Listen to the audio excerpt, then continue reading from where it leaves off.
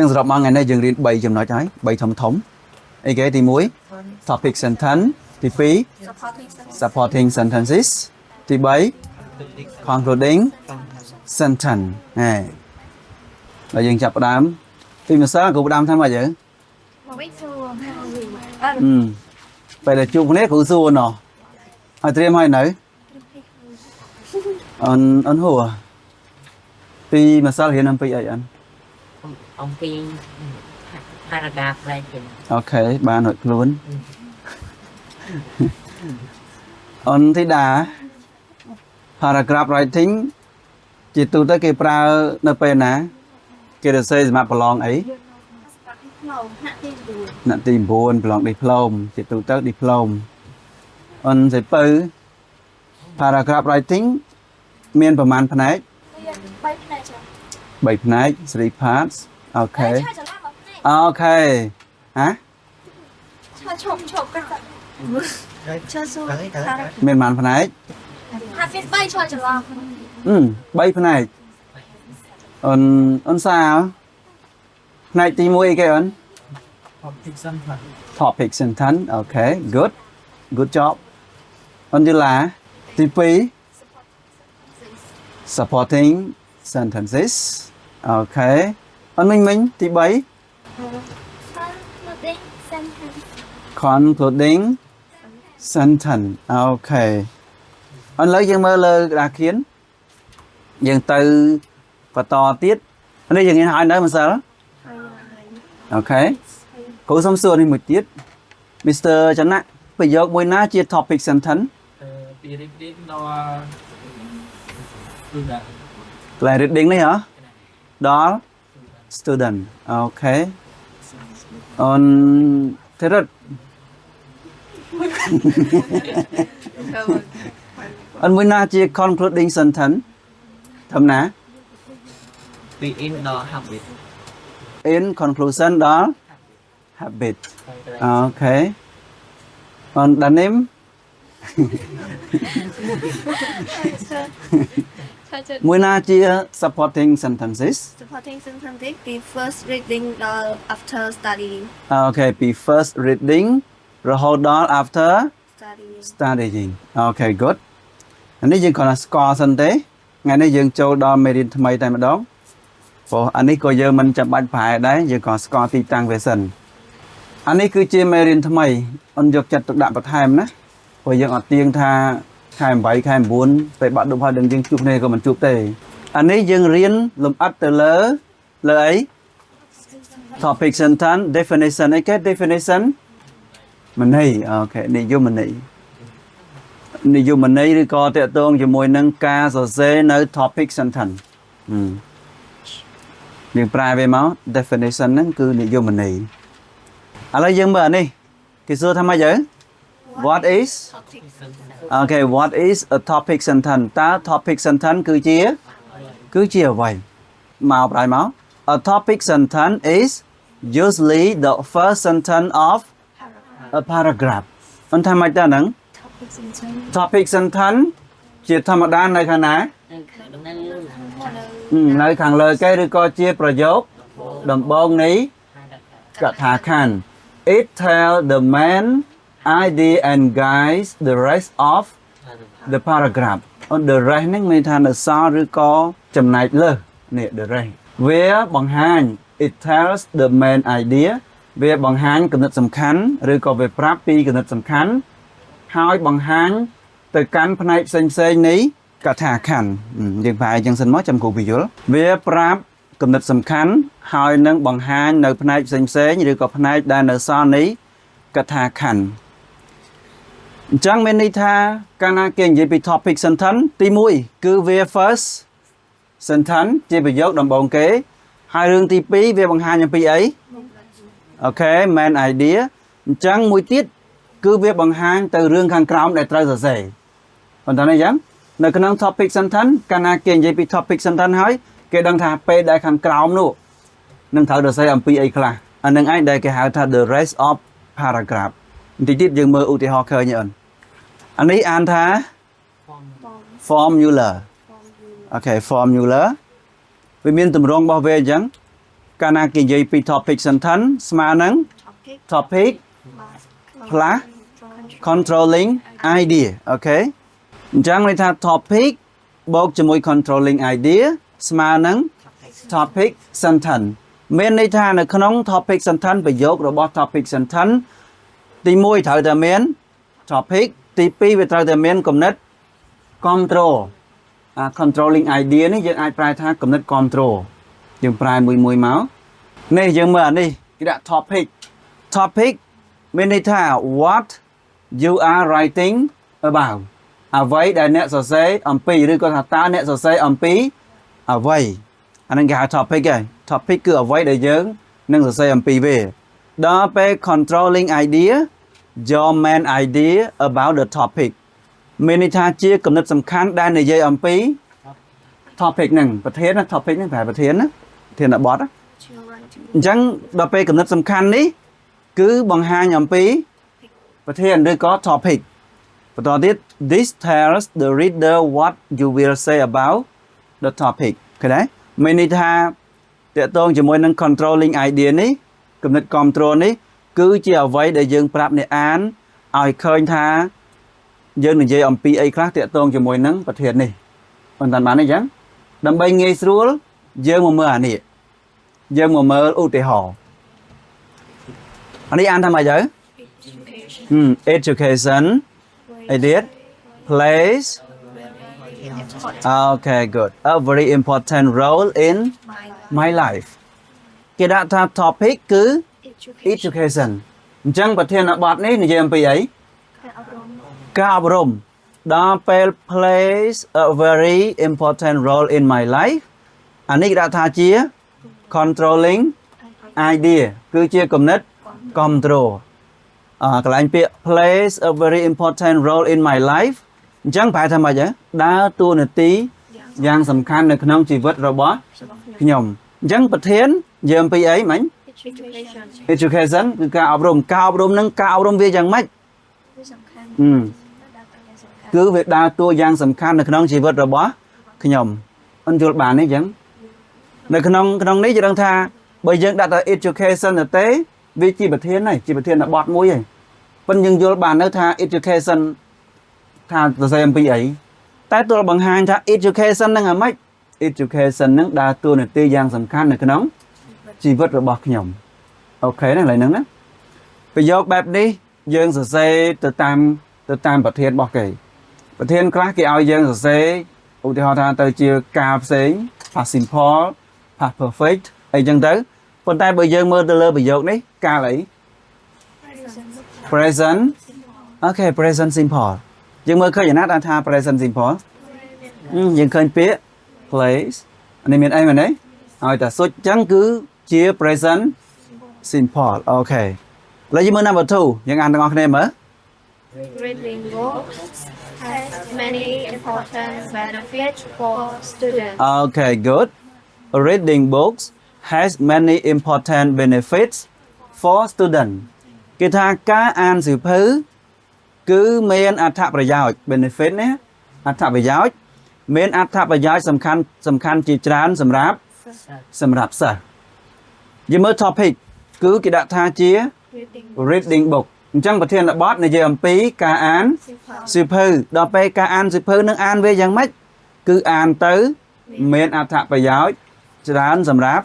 សិស្សអញ្ចឹងអាកន្លែង has many important benefits for student នេះគឺជា controlling idea អញ្ចឹងមានន័យថា topic sentence មួយត្រូវតែមាន topic ហើយនឹង controlling idea topic គឺជាប្រធានបទយើងថាប្រធានបទណាប៉ុន្តែប្រធានបទនៅក្នុងអីនៅក្នុង paragraph របស់យើងនៅក្នុងកថាខណ្ឌហើយដល់ពេល controlling idea នេះមិនអីគេគំនិត control បង្ហាញថាតើប្រធានបទនេះចង់និយាយអំពីអ្វីយើងមើលនេះបន្ថែមដល់ពេលយើងដាក់ថាវាមានអត្ថប្រយោជន៍ជាច្រើនសម្រាប់សិស្សច្បាស់ណាស់ថាសរសេរទៅខាងក្រោមទៀតនេះគេដាក់ថា guys the rest of the paragraph អត្ថបទដែលនៅសល់ទាំងប្រមាណច្បាស់ណាស់ថាយើងនិយាយតាក់ទងជាមួយនឹង benefits តាក់ទងមួយអត្ថប្រយោជន៍ដូចអានេះអញ្ចឹងយើងនិយាយថាការអប់រំ ឬក៏ education plays ការអប់រំគឺដើរតួនាទីសំខាន់សម្រាប់ជីវិតរបស់ខ្ញុំអញ្ចឹងច្បាស់ណាស់ថាប្រយោគដែលទៅខាងក្រោមទៀតនឹងសរសេរនោះសរសេរតាក់ទងមួយអីតាក់ទងជាមួយនឹងសារៈសំខាន់សម្រាប់ពីណាជីវិតរបស់យើងអញ្ចឹងច្បាស់ណាស់ថាទៅខាងក្រោមទៀតយើងនឹងសរសេរឃើញថាតើការអប់រំនោះវាមានសារៈសំខាន់យ៉ាងណាខ្លះអានេះគេហៅថាជា topic sentence មានប្រយោគនេះមួយអានេះមានប្រយោគមួយប្រយោគតែប៉ុណ្្នេះអត់តន់ជាប់ទេគឺថាខាងហ្នឹងវាត្រូវមានទៅខាងក្រោមទៀតប៉ុន្តែអានេះគ្រាន់ឧទាហរណ៍ឲ្យខ្លីសិនដើម្បីឲ្យយើងស្គាល់ថាវាជា topic sentence ឥឡូវយើងមើលអត្ថបទនេះតាមធម្មតាអានេះមិនបាច់ដាក់ទៀនក្បាត់ទេព្រោះយើងដាក់រួចហើយតែគ្រូចង់ដាក់សារថ្មីដើម្បីឲ្យកាន់តែងាយស្រួលមើលអ្នកណាអានខាងនេះម្ដងម្សិលដល់ណាម្សិលអូខេមិញញមុំđâu có trong rồi អត់ស្អីពើក្បាលអត់ស្អីពើបានហេតុមិនក៏ទៅណាបងថាបាក់មិញហ្នឹងងាប់ឥឡូវអូនយើងអានអត្ថបទហ្នឹងបន្តិចដើម្បីយើងទៀងតប The importance of learning English in Cambodia. Learning English is very important for students in Cambodia today. First, English is an international language used in communication around the world. Students who can speak English can communicate with people from different countries and cultures. Second, English provide better opportunity for education and employment.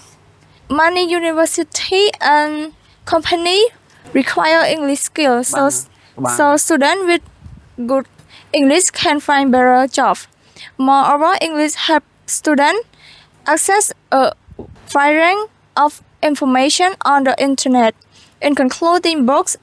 articles, and online courses.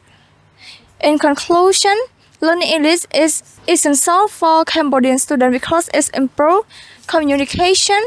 increases opportunities, and support lifelong learning. Okay, thank you. Good.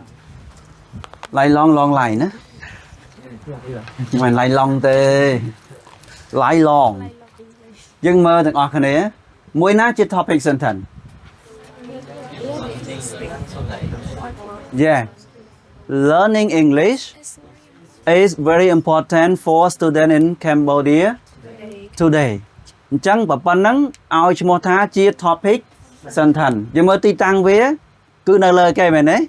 Chia bà dốc tí mùi. Bà sân chỉ cụ mình đã so này hẹn đất chứ.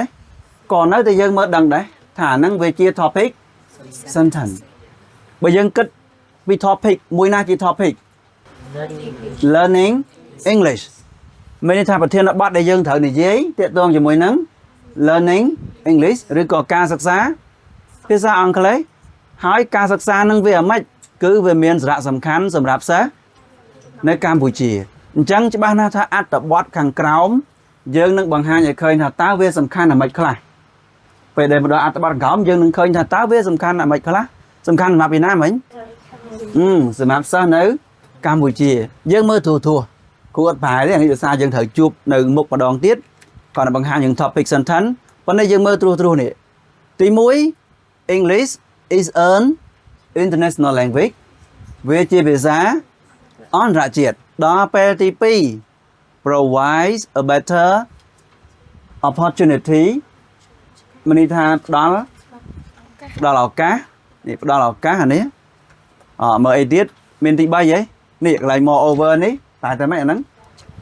bằng time bị lớn ní rồi còn mà dạng tiết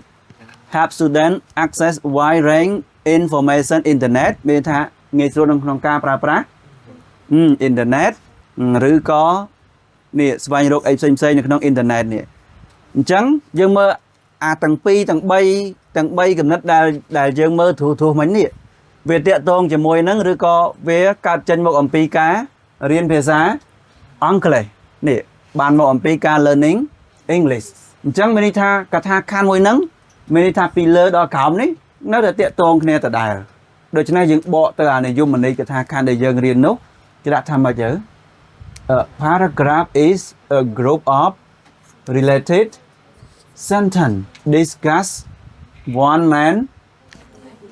man idea chẳng này bà này còn là mở khơi tha mùi na chia topic sentence ឥឡូវយើងមើលនេះបន្តអូន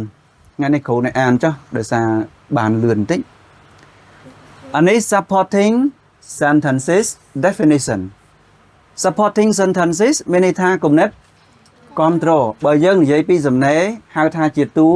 សេចក្តីនិយាយយ៉ាងងាយស្រួលស្ដាប់គេដាក់ថា what do they do តើពួកវាធ្វើអ្វីខ្លះឥ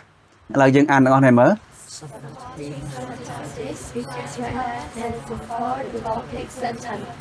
They give more information about the main idea. អូខេ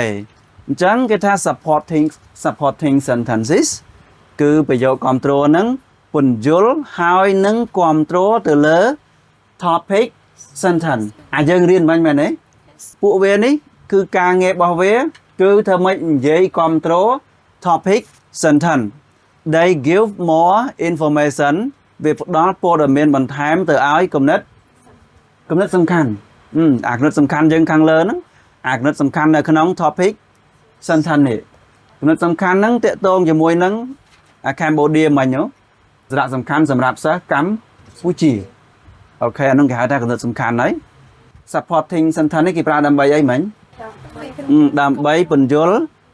និងគ្រប់គ្រង topic sentence ចាំប៉ុណ្្នឹងសិនឥឡូវយើងមើលវាថាអីខ្លះ they can include វារួមបញ្ចូលដូចជាមានន័យថានៅក្នុង supporting sentence ហ្នឹងវាត្រូវមានទាំងអស់នេះទី1 explanation គឺអីការពន្យល់ explanation នេះការពន្យល់អីគឺពន្យល់ explain the main idea ពន្យល់អាគំនិតសំខាន់ហ្នឹងគំនិតសំខាន់គឺវាស្ថិតនៅក្នុងប្រយោគ topic sentence reasons អីគេហ្នឹងផ្ដល់ហេតុផល tell why it is true ផ្ដល់ឲ្យឃើញថាហេតុអីបានជាវាអញ្ចឹងឧទាហរណ៍ថាយើងនិយាយខាងលើមិញយើងអំពីការសិក្សាភាសាអង់គ្លេសគឺសំខាន់សម្រាប់សិស្សកម្ពុជាអញ្ចឹងយើងនឹងនិយាយឲ្យឃើញថាតើហេតុអីបានជាវាសំខាន់មិនខ្លះដូចយើងនិយាយទូមិញវាសំខាន់ដោយសារវាភាសាអន្តរជាតិវាសំខាន់ដោយសារវាផ្ដល់ឱកាសការងារវាសំខាន់ដោយសារវាអាចជួយយើងឲ្យប្រើប្រាស់អ៊ីនធឺណិតឬក៏ស្រាវជ្រាវអ៊ីនធឺណិតបានអញ្ចឹងអានេះមានថាផ្ដល់ហេតុផលអានេះគឺតកតងជាមួយនឹងការពន្យល់ពង្រីកសេចក្តីបន្ថែមតកតងជាមួយនឹង main idea ដល់ចុងក្រោយ example ដូចខ្មែរយើងទេដល់ពេលដែលយើងបញ្យល់រួចគឺចូលដល់ example give facts or real life example យើងអាចផ្ដល់ជាព្រឹត្តិការណ៍ផ្សេងឬក៏និយាយអំពីជីវិតពិត real life ជីវិតពិតអញ្ចឹងឧទាហរណ៍នេះយើងលើកអំពីស្ថានភាពផ្សេងដែលយើងធ្លាប់ជួបក៏បាននិយាយអំពីបទពិសោធន៍ពិតដែលយើងមានក៏បានសរុបមកវិញនៅក្នុង supporting sentence វាត្រូវមាន explanation ត្រូវមានការពន្យល់ត្រូវផ្ដល់ហេតុផលត្រូវផ្ដល់នៅឧទាហរណ៍ដូចខ្មែរយើងហ្នឹងក្នុងការអធិប្បាយហ្នឹងឥឡូវយើងមើលនេះតែម្ដងណាមិនគាត់ហើយណាអត់ទៅផ្សេងហើយប៉ះពាក្យអីមួយផ្សេងឲ្យសិនមួយចេះchờ អញ្ចឹងរួចហ៎ មួយហើយ អូខេយើងមើលអានេះមួយសិនមុននឹងទៅមើលឧទាហរណ៍យើងមើលអានេះគេដាក់ថា useful signal words អានេះពាក្យកន្លឹះឬក៏ពាក្យសញ្ញាសម្គាល់ពាក្យកន្លឹះដែលមានប្រយោជន៍នៅក្នុងការសរសេរ supporting sentences អត់មានន័យថានេះអាពាក្យទាំងអស់នេះវាជួយយើងធ្វើឲ្យយើងមិនសាំតប៉ែនៅក្នុងការសរសេរបើខ្មែរយើងហៅថា clear ភ្ជាប់សេចក្តីហ្នឹងណាខ្មែរយើងហៅ clear ភ្ជាប់សេចក្តីយើងមើល category យើងហៅ category ក្រុមដល់ English signal words មានសញ្ញាសម្គាល់ភាសាអង់គ្លេសឬក៏យើងអាចប្រែតាមខ្មែរយើងថា clear ភ្ជាប់សេចក្តីក៏បានដែរតាកតងជាមួយនឹង order ឬក៏ sequence អានេះមានថាតាមលំដាប់លំដោយនេះលំដាប់លំដោយ order ឬ sequence នេះលំដាប់លំដោយយើងអាចប្រើ first ប្រែថាម៉េចទៅទី1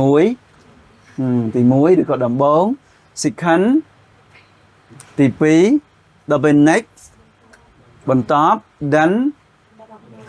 បន្តដែរនេះបន្តដែរឬក៏បន្តមក finally ចុងបញ្ចប់ឬក៏ចុងក្រោយអានេះយើងអាចប្រើពាក្យ third ទៀតមកលេខ3ណាឧទាហរណ៍ថាគំនិតគ្រប់គ្រងដែលយើងរៀបមកហ្នឹងយើងដាក់លេខ3មក third ចឹងមក next ដល់ពេលនេះ done finally ចឹងមកដល់ពេល addition នេះប្រែថាការបន្ថែមពេលដែលយើងបន្ថែមគំនិតយើងអាចប្រើពាក្យ also កុំ also ណាមិនដេញមន់ទេហ្នឹង also ដល់ពេលនេះ in addition ប្រែថាម៉េចអាហ្នឹងបន្ថែមពីលើនេះ in addition នេះបន្ថែមពីលើនេះដល់ពេល moreover មកហ្នឹងក៏អាចប្រើថាបន្ថែមពីលើនេះដែរឬក៏មួយយ៉ាងវិញទៀត moreover នេះដល់ទីពីនេះ moreover អាចប្រែថាដល់ទីពីនេះ furthermore មួយយ៉ាងវិញទៀតនេះគេហៅថា furthermore នេះមួយយ៉ាងវិញទៀតគូបញ្ជាក់បន្តិចពាក្យនេះក៏គេប្រើនៅក្នុង essay writing ដែរបាក់ឌុបយើងប្រើនឹងបានដែរនេះបាក់ឌុបត្រូវបានណាឆ្នាំនេះ giving example okay giving example នេះសម្រាប់ផ្ដល់នៅឧទាហរណ៍យើងប្រើពាក្យ for example ឧទាហរណ៍ for instance ក៏ជាឧទាហរណ៍ដែរហ្នឹងណាជាឧទាហរណ៍ such as ដូចជា like ដូចជា online ប្រហែលដូចជាតិចលោកទៅចូលចិត្តអីទៅសេ like ចូលចិត្តចប់បណ្ដោយអានេះ result and cause result លទ្ធផលដល់ពេល cause មូលហេតុដល់មូលហេតុ therefore ប្រែថា ហ៎ yeah ដូច្នេះយ៉ាងណាក៏បានឆ្លើយដែរ therefore ប្រែថាដូច្នេះដល់ពេល so ដូច្នេះដែរដូចនេះក៏បានដែរអូន as a result ជាលទ្ធផល as a result ជាលទ្ធផលគូស្ដាយអូនសម្បូរបាត់ទៀតសម្បូរសុំស្មាប់ពិតគាត់បាក់ឌុបទៀតហើយហ្នឹងបាក់ឌុបដូចគូថាជាងអូនកុំមើងងាយអាហ្នឹងត្រូវតែរៀនវាតចោអូនទៅសេចាក់ខ្សែទៅជាជាងដែលយើងអត់ទៅសេសោះ because អីគេ because ពីព្រោះអូខេពីព្រោះអញ្ចឹងសរុបមកពាក្យទាំងអស់នេះគេហៅថាអីគេនេះ signal words អញ្ចឹងគេប្រើនៅក្នុង supporting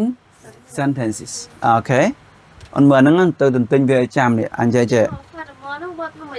បកថាមួយយ៉ាងវិញទៀត moreover នេះយើងអាចប្រែថាដល់ទីអំពីនេះតែវាក៏មានន័យមួយយ៉ាងវិញទៀតមានន័យបន្ថែមពីលើនេះដែរព្រោះពាក្យ more ហ្នឹងបន្ថែមមិនហើយណាឥឡូវក៏សុំទៅមុខទៀតអានេះគឺឧទាហរណ៍ដដែលឥឡូវនេះគ្រូ highlight ឲ្យអូនយើងមើលទាំងអស់នេះពីត្រឹមណាដល់ត្រឹមណាជា supporting sentence English, online, កន្លែង first English in នេះរហូតដល់ណារហូតដល់ online courses អូខេឥឡូវនេះគ្រូត្រូវការអ្នកអានអូន Julie អានយើងទៀងទាត់ទាំងអស់គ្នាណា I'm below child. The importance of learning English in Cambodia. Learning English is very important for students in Cambodia today. First, English is an international language used for communication around the world. Students who can speak English can communicate with people from different countries and cultures. Second, English provides better opportunities for education and employment. Many universities and companies require English skills, so students with good English can find better jobs. Moreover, English helps students access a wide range of information on the internet, including books, articles, and online courses. In conclusion, learning English is essential for Cambodian students because it improves communication, increases opportunities, and supports lifelong learning. Lifelong learning អូខេកុំបោកប៉ាអូនឥឡូវយើងមើលទាំងអស់គ្នាប្រយោគទី1នេះមិនយើងដឹងហើយប៉ុន្តែឥឡូវនេះយើងបកមកទួមកដល់ត្រឹមនេះ Learning English is very important for students in Cambodia today ថាការរៀនភាសាអង់គ្លេសគឺមានសារៈសំខាន់ សម្រាប់សិស្សកម្ពុជានៅក្នុងពេលបច្ចុប្បន្ននេះឬក៏សប្តាហ៍ថ្ងៃនេះ first ចាប់ដើមចូលអាហ្នឹងគេហៅថា supporting sentence អញ្ចឹង first English is an international language វាគឺជាភាសាអន្តរជាតិ used for communication ត្រូវបានគេប្រើប្រាស់ដើម្បីទំនាក់ទំនងគ្នា around the world ជុំវិញពិភពលោកតាមវត្តជុំវិញពិភពលោកណា around the world គឺជុំវិញពិភពលោកបន្តទៀត student who can speak English can communicate with people from different countries and cultures សិស្ស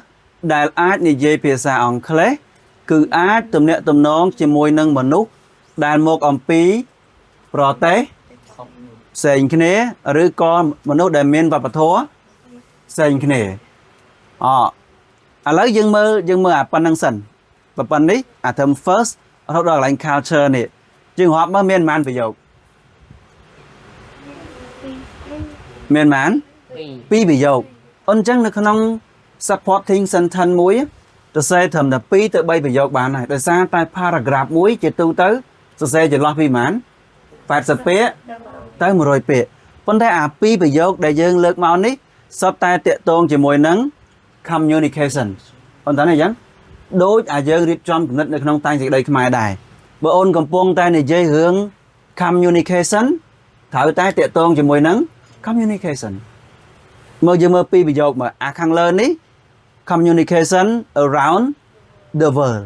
ដល់ពេលនេះ communicate with people from different country មកពីប្រទេសផ្សេងគ្នាឬក៏វប្បធម៌ផ្សេងគ្នាមិនចាំឆ្ងល់សួរឡើយហ្នឹងបន្តទៀត second English provides ឯគេ provide ផ្ដល់ឲ្យនៅឱកាសដ៏ប្រសើរសម្រាប់ការសិក្សាឬក៏សម្រាប់ការអប់រំហើយនឹងឱកាសឯគេ employment ឱកាសការងារចេះអង់គ្លេសមានឱកាសការងារទេមានអូខេចេះអង់គ្លេសអាចមានឱកាសបានអាហារូបករណ៍ទេមានបន្តទៀតអនមើលនេះបន្ត many universities and companies require ឯគេ require មានតម្រូវការឬក៏ត្រូវការ English skill ឯគេហ្នឹងឯគេ English skill ជំនាញភាសាអង់គ្លេស so student with good English ដូច្នេះសិស្សដែលចេះភាសាអង់គ្លេស can find better jobs អាចរកការងារបានល្អអញ្ចឹងប្រយោគគាំទ្រទី2នេះគេនិយាយតាក់ទងមួយអីតាក់ទងជាមួយនឹង opportunities ពេលកំណត់ទី1មិញ communication វាអត់មានចង់គ្នាទេមែនទេប៉ុន្តែចង់បញ្ជាក់ថាអាទី1ទី2វាកើតចេញមកដោយសារអីដោយសារ learning English ដោយសារយើងរៀនខ្មែរហើយនិយាយចឹងមកស្រួលស្ដាប់បងប្អូនបន្តទៀតនៅក្នុងនេះគេខ្ជិលដាក់ third អញ្ចឹងគេប្រើ moreover English help student access a wide range of information on the internet មានន័យថាបន្ថែមពីលើនេះឬក៏មួយយ៉ាងវិញទៀតអង់គ្លេសជួយសិស្សឲ្យប្រើប្រាស់ឬក៏ជួយសិស្សឲ្យស្វែងរកព័ត៌មានតាមអ៊ីនធឺណិត including books មានដូចជាហ្នឹងណា including book មានដូចជារកសៀវភៅ articles រកអីរកអត្ថបទ and online courses ហើយនឹងការសិក្សាតាម online ឥឡូវយើងឃើញកំណត់គាំទ្រមានប៉ុន្មានមិញមាន3ទី1តើតើមួយ communication ទី2តើតើមួយអូខេ opportunity ដល់ពេលចុងក្រោយតើតើជាមួយនឹង access a wide range of information អញ្ចឹងអត្ថប្រយោជន៍ទាំងអស់នេះកើតចេញមកពីអី learning English អញ្ចឹងហើយបានយើងរៀនមកឃើញទ្រឹស្ដីគេដាក់ថាវាគឺជាក្រុមប្រយោគដែលពិភាក្សាទៅលើគំនិតសំខាន់តែមួយគំនិតសំខាន់តែមួយនេះគឺភាសាអង់គ្លេសមានសារៈសំខាន់សម្រាប់សិស្សក្នុងប្រទេសកម្ពុជាសប្តាហ៍ថ្ងៃនេះអានឹងហើយគឺជាគំនិតសំខាន់អញ្ចឹងអានេះពិភាក្សាតែទៅលើអានឹងតែមួយឯងអូនសុំបានតិចទៀតចាំចប់ដោយសារថ្ងៃហ្នឹងអត់អាចចប់ពាក្យរាទីទេមេរៀននេះយើងចូលដល់ concluding sentence ប្រយោគអីអានេះប្រយោគអី bây giờ ប្រយោគបញ្ចប់ព្រោះតែងសេចក្តីវាត្រូវការបញ្ចប់អញ្ចឹងអានេះសរសេរបែបកថាខណ្ឌណា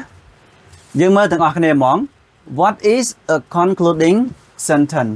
តើ concluding sentence គឺជាអ្វី A concluding sentence is the last sentence of a paragraph ប្រយោគបញ្ចប់គឺជាប្រយោគដែលនៅចុងក្រោយគេនៃកថាខណ្ឌប្រយោគចុងក្រោយគេគេហៅថាជា concluding sentence ដល់ពេល topic sentence នៅណានៅខាងដើមគេមែនទេដល់ពេល supporting នៅកណ្ដាល concluding the last ចុងក្រោយគេប៉ុន្តែយើងមើលថាតើ concluding sentence គេសរសេរអំពីអីខ្លះទី1 summarize the main idea សង្ខេបគំនិតសំខាន់មកវិញ ends the paragraph បញ្ចប់កថាខណ្ឌអញ្ចឹងមានត្រូវថែមថយគឺនៅទៅនឹងឲ្យហើយវាជាឱកាសចុងក្រោយហើយ may give a final thought or recommendation អាចផ្ដល់ជាគំនិតឬក៏អនុសាសន៍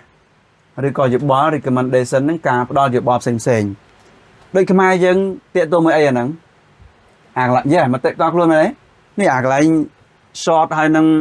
recommendation នេះមតិផ្ទាល់ខ្លួនអាហ្នឹងហ៎ថាតើយើងចង់មានមតិអីខ្លះនៅក្នុង concluding sentence អញ្ចឹងយើងសរសេរតាកតមួយការសង្ខេបអ្វីដែលយើងបាននិយាយឡើងវិញដូចតែខ្មែរយើងអញ្ចឹងកន្លែងសរុបសេចក្តីបន្ទាប់មកត្រូវចាំឲ្យច្បាស់ថាវាជាចុងបញ្ចប់នៃកថាខណ្ឌអញ្ចឹងត្រូវសរសេរឲ្យវាជាប់ត្រឹមត្រូវកុំឲ្យសល់កតុយហើយអាចផ្ដល់ជាគំនិតផ្សេងយើងមើលអានេះអានេះគឺជាកថាខណ្ឌដែលបន្តអំពីមេរៀនមិញ In conclusion, learning English is essential for Cambodian students because it is improves communication, increases opportunities and supports lifelong learning. អូនយើងមើលអាពាក្យនេះមកពីណាអាពាក្យទាំង3នេះ communication ហើយពាក្យ opportunity ហើយនឹងពាក្យ support lifelong learning នេះមកពីណាមកពីវាអត្ថបទត្រូវហើយមកពី supporting sentence ឃើញវាសង្ខេបមកវិញហ៎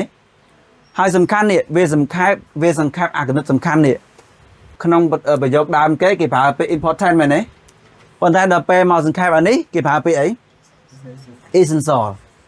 នេះហើយជាមូលហេតុដែលភាសាអង់គ្លេសគេប្រើពាក្យច្រើននោះមិនន័យថាមិនពេលណាក៏ important ពេលណាក៏ important ដល់ពេលវា summarize ឡើងវិញវាសង្ខេបឡើងវិញគ្រាន់តែបដូរពាក្យ important ទៅជា essential ឥឡូវគ្រូសុំបង្ហាញនេះបន្តិចចាំបញ្ចប់ប៉ុន្តែមិនចប់ទេចាំមើលនេះទៅហើយសិនណាគ្រូសុំបង្ហាញអានេះបន្តិចសិនអានេះគេហៅថាជាពាក្យសម្រាប់ប្រើនៅក្នុង concluding sentence នេះដាក់ថា signal ដែរជាពាក្យគន្លឹះដែរជាសញ្ញាសម្គាល់ថាហ្នឹងជាចំណុចដែលបញ្ចប់ហើយអញ្ចឹងនៅពេលដែលបញ្ចប់ដោយច្រើនបំផុតគេប្រើពាក្យ in conclusion ជាទីបញ្ចប់ in summary សង្ខេបឬក៏ជាសង្ខេបឡើងវិញអានេះ summary to sum up សង្ខេបដូចគ្នាណា to sum up យើងប្រើ comma អញ្ចឹងមក in short ដោយខ្លីទៅឬក៏និយាយដោយខ្លីទៅ therefore ដូច្នេះអញ្ចឹង therefore គឺយើងអាចប្រើនៅក្នុង concluding sentence ដែរ for these reasons តែតែម៉េចអានេះ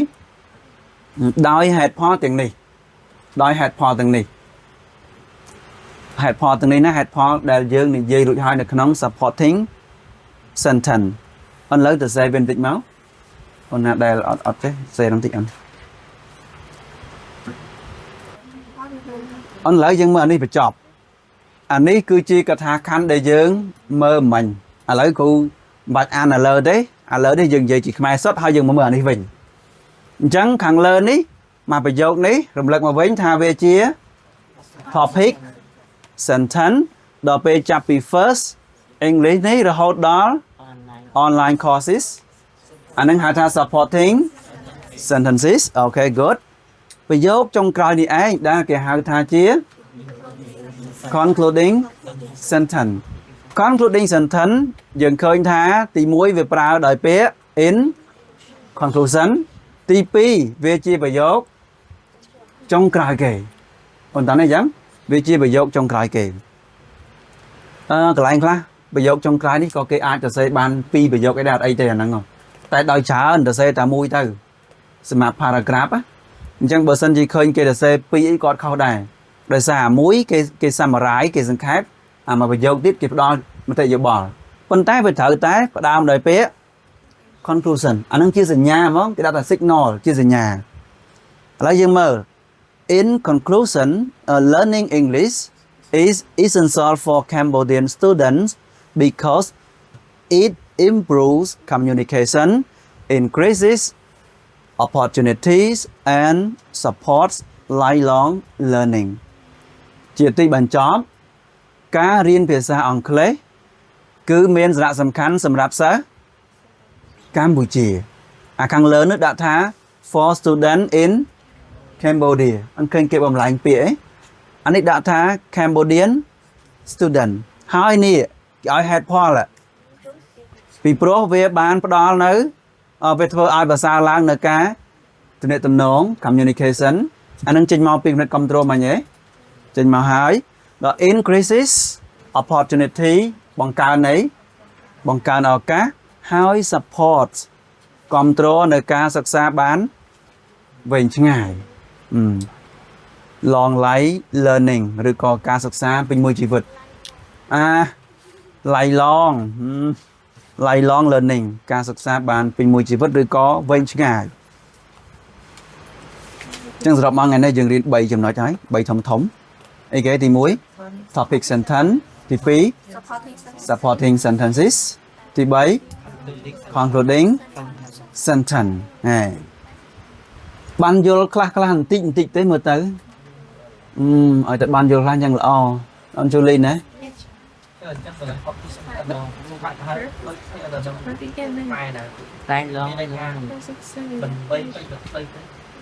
គណៈប្រយោគបើអញ្ចេះហ្មងយើងអត់និយាយវែងយ៉ាងខ្លីយើងនិយាយថាមួយប្រយោគសម្រាប់កថាខណ្ឌអញ្ចឹងអញ្ចឹងមានថាទោះបីយើងទៅសេយ៉ាងវែងមិនប៉ុន្តែត្រូវតែមួយប្រយោគអូខេ Yeah goodbye អរគុណណាអរគ្នាសុបិនល្អសម្រាប់គ្រូ Okay good night for everyone thank you for coming today